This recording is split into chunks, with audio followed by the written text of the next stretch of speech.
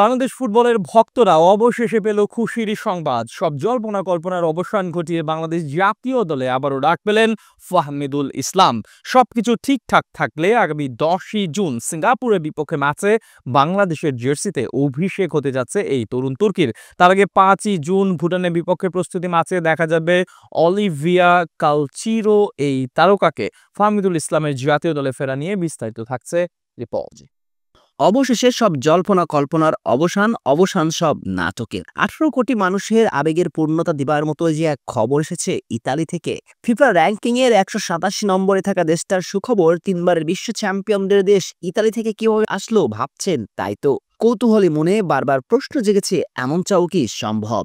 সবকিছুই আপনাদেরকে জানাবে সিটি নিউজ, আপনি শুধু শুনতে থাকুন। বছরখানেক আগেও হজবরল আর ঐতিহ্যের কঙ্কাল হয়ে দাঁড়িয়েছিল বাংলাদেশের ফুটবল। সালাউদ্দিনের নেতৃত্বে দেশের ফুটবল হয়েছিল চৈত্রের হাহাকার রৌদ্রুর প্রতিচ্ছবি, যেখানে মিলেই শুধু হতাশা আর মরীচিকা। ঠিক তখন বর্ষার এক মশলা বৃষ্টি হয়ে রোমান্টিসিজম ছড়িয়েছেন একজন হামজা দেওয়ান চৌধুরী। ইংলিশ প্রিমিয়ার লিগের সাবেক এই ফুটবল আর বাংলার ফুটবল প্রেমীদের জন্য দেবদূতের মতো হাজির হয়েছেন। পুরো চিত্রনাট্যটা একাকারে বদলিয়ে দিয়েছেন। চৌধুরী সাহেব যেন এ বাংলার ফুটবল প্রেমীদের জন্য সৌভাগ্যের পরশ পাথর হয়ে দাঁড়িয়েছেন।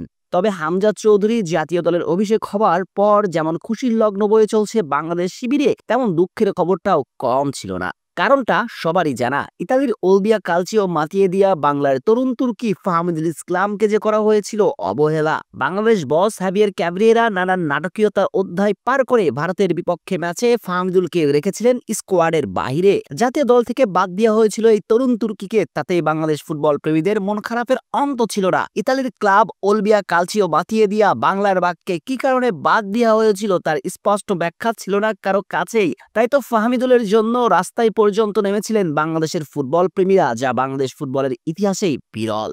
যদিও বাফুফে প্রেসিডেন্ট তাবিদ আওয়াল কথা দিয়েছিলেন আগামী ফিফা উইন্ডোতে ফাহমিদুলকে আবারও বাংলাদেশ জাতীয় দলে ডাকবেন, আর অবশেষে এই উইংব্যাককে আগামী সিঙ্গাপুরের বিপক্ষে জাতীয় দলের স্কোয়াডে ডাকাও হয়েছে। এমনটাই নিশ্চিত করেছে ইতালির 4র্থ বিভাগের ক্লাব ওলবিয়া কালচিও, যে ক্লাবে খেলে থাকেন ফাহমিদুল ইসলাম। আর সেখান থেকে আসলো সবচেয়ে বড় সুখবরটা, কেননা আগামী 10 জুন সিঙ্গাপুরের বিপক্ষে ম্যাচের জন্য বাংলাদেশ জাতীয় দলের স্কোয়াড ঘোষণা করতে যদিও অনেকটা সময় বাকি, তবে আনুষ্ঠানিকভাবে স্কোয়াড ঘোষণা না করলেও বাংলাদেশ দলে আগামী ম্যাচের জন্য যারা স্কোয়াডে ঠাঁই পাচ্ছেন সেসব ফুটবলারদের ছুটির জন্য তাদের ক্লাবের কাছে চিঠি পাঠিয়েছে বাফুফে। সঙ্গত কারণে বাংলাদেশ ফুটবল ফেডারেশন ফাহমিদুলের ক্লাব ওলবিয়া কালচিওর কাছে চিঠি পুছিয়েছেন আগামী 10 জুন সিঙ্গাপুরের বিপক্ষে ম্যাচের জন্য তাদের তুরুপের তাস ফাহমিদুলকে দলে চায় বাফুফে। তারা আগে ভুটানের বিপক্ষে প্রীতি ম্যাচেও দেখা যাবে এই তরুণ তুর্কিকে, এমনটা নিশ্চিত করেছে ফাহমিদুল ইসলামের ক্লাব ওলবিয়া কালচিও।